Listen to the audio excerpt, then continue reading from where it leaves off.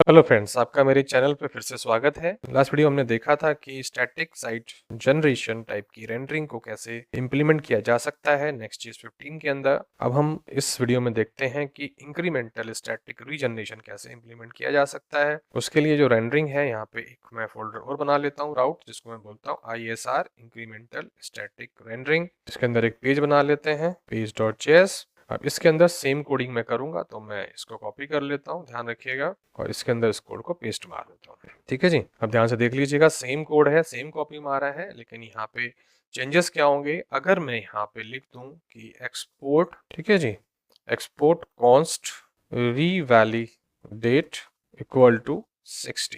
मैंने ऐसे कुछ लिख दिया यहाँ पे। तो रीवैलिडेट लिखने के साथ ही समझ जाइएगा कि अभी हमने इसे बता दिया है कि हर 60 सेकंड के बाद ये जो यूआरएल है ये ऑटोमेटिकली फेच किया जाएगा, और इसमें जो भी चेंजेस आएंगे, सपोज करो अभी यहाँ पे 20 कोट्स हैं इसके अंदर, लेकिन कल को 21 कोट्स ऐड हो जाते हैं, तो एक कोट्स फालतू हो जाएगा। लेकिन जब पहले से स्टैटिकली आपने जनरेट कर दिए हैं पेज, तो 20 पेज ही जनरेट होंगे, 21 तो होने के नहीं, एक पेज कम आएगा। तो इस फॉर्म में क्या होता है, ये स्टैटिक रेंडरिंग ही करता है, स्टैटिक साइट जनरेशन ही करता है, लेकिन ये जो समय आप यहाँ देते हो उस समय के बाद ये इसको रिबिल्ड करके फिर से HTML पेज बना देता है ऑटोमेटिकली। तो आपके जो वन डेटा, जो एक कोड ज्यादा आ जाएगा, 21 हो जाएंगे, वो ऑटोमेटिकली बन जाएगा, इसके अंदर रिफ्रेश हो जाएगा 60 सेकंड के बाद। फिर दोबारा सपोज करो एक और आता है, 22 हो जाते हैं कोड्स, 23 हो जाते हैं, 25 हो जाते हैं, तो हर एक 60 सेकंड के बाद ये इसको फेच करता रहेगा और आपके पेजेस जो हैं वो रेंडरिंग पहले से ही बन के आते चले जाएंगे। तो ये काम इसमें कहा जाता है, कैसे करता है अब ये तो इंटरनल प्रोसेस है, बट इसको समझाने का तरीका मैंने आपको बता दिया है कि उसको इंक्रीमेंटल स्टैटिक रीजनरेशन क्यों कहा जा रहा है, क्योंकि हर जो टाइम यहाँ देंगे आप, मैंने यहाँ 60 सेकंड दिए हैं, तो हर एक 60 सेकंड के बाद ये इसको दोबारा प्रोसेस को बिल्ड करेगा और ये आपके जो पेजेस हैं उनको HTML बनाता चला जाता है।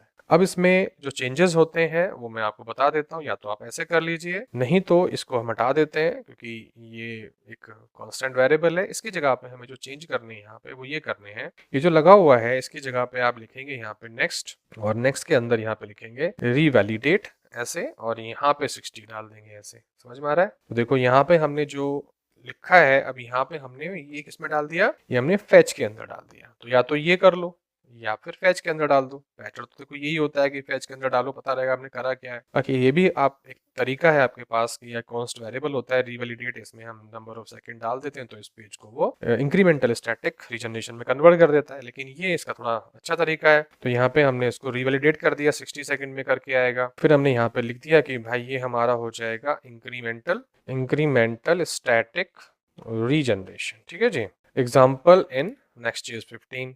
तो अब इसको भी लिंक कर देते हैं। इसको लिंक इसमें करेंगे, इसको लिंक कर देंगे यहाँ पे। तो हमने यहाँ पे लिखा कि भाई ये हो जाएगा लिंक href इक्वल टू, ये हो जाएगा हमारा /rendering/isr, और ये जो हमारा है इसको कट करेंगे और इसको यहाँ पे डाल देंगे इसके बाद। ठीक है जी, फॉर्मेट कर दिया इसको अच्छे से। तो ये हमारा आ गया, देखो ऐसे। अब हम पेज पे चले जाएंगे अपने, और यहाँ पे देखो ये भी लिंक हो जाएगा। जब इस पे क्लिक करेंगे तो ये डेटा जो है सेम आ रहा है। देखो ये डेटा और जो हमारा डेटा पहले आ रहा था यहाँ पे, ये वाला डेटा देखो दोनों सेम है। अगर आप ध्यान से देखेंगे तो कुछ भी चेंज नहीं, दोनों स्टैटिक टाइप की रेंडरिंग है। बस यहाँ पे क्या होगा, जैसे ही नया डेटा डेटाबेस में आएगा, इस एपीआई में जो हम यूज कर रहे थे ये वाली, इसमें अभी मिला के जितनी भी आईडी है, अगर आप देखेंगे तो 30 का आईडी के आसपास है। तो अगर 31 आईडी इसमें हो जाती है, तो इस वाले केस में, इंक्रीमेंटल स्टैटिक रीजनरेशन के केस में, हर 60 सेकंड के बाद ये पेज रिफ्रेश होगा। तो अगर कोई वैल्यू चेंज हुई है तो वैल्यू यहाँ पे ऐड होती चली जाएगी। लेकिन जो पहले वाली प्रोसेस है, यहाँ पे हमने स्टैटिक साइट जनरेशन कहा है, यहाँ पे 30 के 30 ही रहेंगे, वो इंक्रीमेंट नहीं होंगे, क्योंकि उसको बार बार रिफ्रेश नहीं किया जा रहा है। वो बिल्ड टाइम पे जो बन गए वही पेज आएंगे। तो ये ध्यान रखिएगा कि ये इंक्रीमेंटल स्टैटिक जो रीजनरेशन है, हमने लिखा है स्टैटिक रीजनरेशन लिखना है, रीजनरेशन स्पेलिंग गलत है, रीजनरेशन।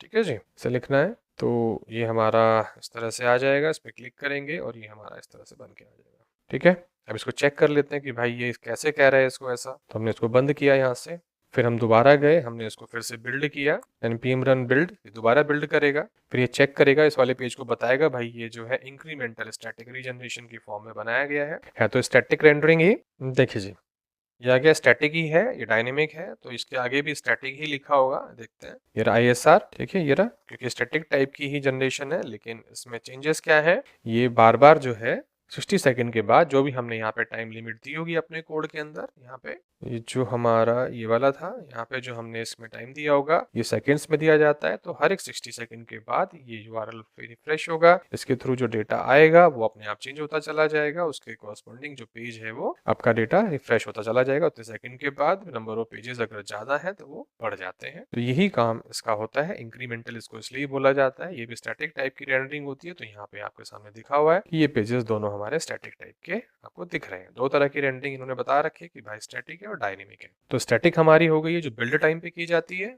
और ये जो हमारी सर्वर साइड रेंडरिंग जो हमारी है वो डायनेमिक की इस तरह से रिप्रेजेंट की जा रही है। तो अभी देखते हैं हम आगे जो अपने बनाएंगे चीजें उसमें कैसे चेंजेस आते हैं। तो यहाँ पे इतना सा चेंज करने के बाद ये इंक्रीमेंटल स्टैटिक रीजनरेशन के फॉर्म में कन्वर्ट हो जाता है। ये आपको समझ में आ गया होगा। अगर वीडियो आपको अच्छी लगी हो, कॉन्सेप्ट समझ में आ गया हो, तो ऐसी ही वीडियो को आगे देखने के लिए चैनल को सब्सक्राइब कर लीजिए, वीडियो को लाइक कर दीजिए, और वीडियो देखने के लिए धन्यवाद।